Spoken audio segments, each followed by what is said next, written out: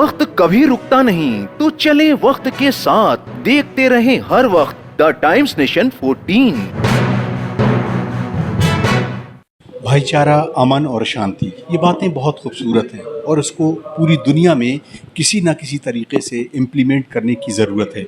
इसी को लेकर लखनऊ में एक सेमिनार मुनक़्क़िद किया गया, जिसमें तमाम धर्मों के गुरुओं ने एक ज़बान होकर भाईचारे और अमन को अपनी ज़िंदगी में लगने। The Commission for Inter-Religious Dialogue और Organization for Nuclear Disarmament, World Peace and Environment के सहयोग से लखनऊ में एक प्रार्थना सभा का आयोजन किया गया, जिसमें लगभग सभी धर्म के धर्मगुरुओं और सिविल सोसाइटी के अफराद ने शिरकत की और दुनिया भर में अमन व अमान, शांति, भाईचारे को बढ़ावा देने के लिए प्रार्थना की गई। और जिस तरह का माहौल इस समय पूरी दुनिया में है, इस पर चिंता भी व्यक्त की गई। इस अवसर पर धर्मगुरुओं ने अपने अपने भाषणों में दुनिया भर में भाईचारे के फरोग और शांति की स्थापना को वक्त की अहम तरीन जरूरत करार दिया। इस अवसर पर संदेश भी दिया गया कि हर धर्म शांति, इंसानियत, प्यार और एकता का संदेश देता है। वहीं इस अवसर पर धर्म की आड़ में आतंकवाद को बढ़ावा देने की घिनौनी साजिश की भरपूर निंदा भी की गई। हर धर्म, हर मज़हब यही चाहता है और सारे इंसानियत, सभी लोग हम यही चाहते हैं कि हम सभी भाईचारे के साथ, अमन चैन के साथ, शांति के साथ जिएं। कोई नहीं चाहता है, सिर्फ कुछ लोग जो ईश्वर की ओर से शांति मिलती है उसको नहीं चाहते, अपनी मनमानी करना चाहते हैं। इस प्रकार कभी कभी हिंसा होती है दुनिया में, आतंकवाद होता है, युद्ध भी होते हैं। तो हम इन सभी चीज़ों का हम खंडन करते हैं और हम चाहते हैं कि जिस प्रकार मैं खुद शांति से जीना चाहता हूँ, मैं उम्मीद करता हूँ सभी लोग शांति से जिएं। हम शांति से जिए और दूसरों को शांति में जीने का मौका दें। ये नहीं कि हम खुद अपने फ़ायदे के लिए, अपने स्वार्थ के लिए दूसरों की हिंसा करें, कत्ल करें और कोई नुकसान पहुँचे, अन्याय करें। मैं अपील करता हूँ सारे लोगों से, सभी लोगों से, हम भाई बहनों के समान, एक ही ईश्वर के संतान के समान प्यार और मोहब्बत से और भाईचारे जिए और इस पैगाम को हम फैलाएं, इस सुसंदेश को, सुसमाचार को फैलाएं कि प्रभु ईसा मसीह जो शांति का राजा बनके, मुक्तिदाता बनके इस दुनिया में आए और मनुष्यों के बीच और ईश्वर के बीच उन्होंने मेल मिलाप कराया अपने क्षमा के द्वारा।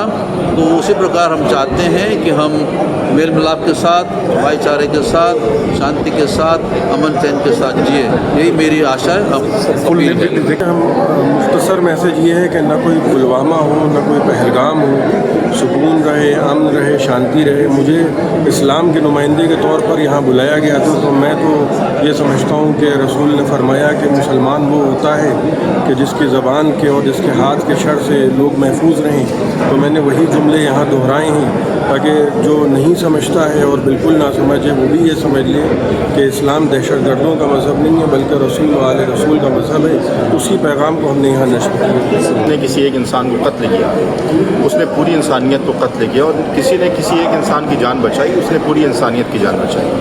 रसूल खुदा सल्लल्लाहु अलैहि वसल्लम के जितने भी पैगामात हैं उसमें इंसानियत झलकती है और मज़हब इस्लाम की बुनियादी तालीमात में अमन है, आस्ती है, एक दूसरे का ख्याल रखना है, बग़ैर ये देखे कि वो किस मज़हब का है, किस ज़ात का है, किस बरादरी का है। वो अलग बात है कि पॉलिटिकली मज़हब इस्लाम को बदनाम करने के लिए या अपने पॉलिटिकल एजेंडे को स्थापित करने के लिए पूरी दुनिया में कहीं मज़हब इस्लाम के नाम को इस्तेमाल किया गया, आतंकवाद को प्रमोट किया गया। और ये कहने में मुझे कोई शक नहीं है कि जितना इस इस्लामिक टेररिस्ट जो प्रमोट किया गया उससे जितना नुकसान मुसलमानों को हुआ है, दुनिया की किसी कौम को नहीं हुआ है। हमारे लिए सबसे बड़ा चैलेंज ये है कि हमें मज़हब इस्लाम की सही तालीम को पेश करना है। और मुझे लगता है कि आज जो प्रोग्राम किया गया है उसमें हमारी ये जिम्मेदारी है कि मज़हब इस्लाम की और रसूल खुदा सल्लल्लाहु अलैहि वसल्लम की सुन्नत को और आपके तरीक़े को दुनिया के सामने रखें और ये बताएं कि जो शख्स मज़हब इस्लाम के नाम पर किसी को कत्ल करता है, किसी की जान लेता है, किसी को नाहक सताता है, वो सब कुछ हो सकता है लेकिन मुसलमान नहीं हो सकता। और मुझे लगता है कि एक कामिल मुसलमान जिसका कुरान पर अकीदा है वो इस बात को बखूबी जानता और समझता है। Mission for inter religious society और हमारे रिजवी साहब ने जो आज प्रोग्राम ऑर्गेनाइज़ किया था प्रेयर का, और इसमें सभी धर्मों के लोग आए। यहाँ पे हिंदू, मुस्लिम, शिया, सुन्नी, सिख, ईसाई सभी लोग मौजूद थे, पारसी भी थे। सोसाइटी को और पूरे वर्ल्ड को पीस की बहुत ज़्यादा ज़रूरत है। जहाँ तक बात है हमारे ऊपर पूरे पहलगाम अटैक की और दुश्मन से बदला लेने की, वो हमने लिया है और ले रहे हैं, लेकिन उसके बाद भी कहीं ना कहीं अब चीज़ों को थोड़ा बातचीत के रास्ते से किसी भी तरीके से बेटरमेंट होना चाहिए, क्योंकि हम जिन टेररिस्ट की बात करते हैं वो लाखों करोड़ों में 1 या 2 होते हैं, लेकिन जो बाकी के लाखों करोड़ों होते हैं वो आम इंसान होता है। तो गेहूं के साथ घूम पिसने की बात तो ठीक है, बट गेहूं ना पिस जाए सारा और हम बर्बाद ना हो जाए पूरी दुनिया के साथ, ये इसको बचाना बहुत ज़रूरी है।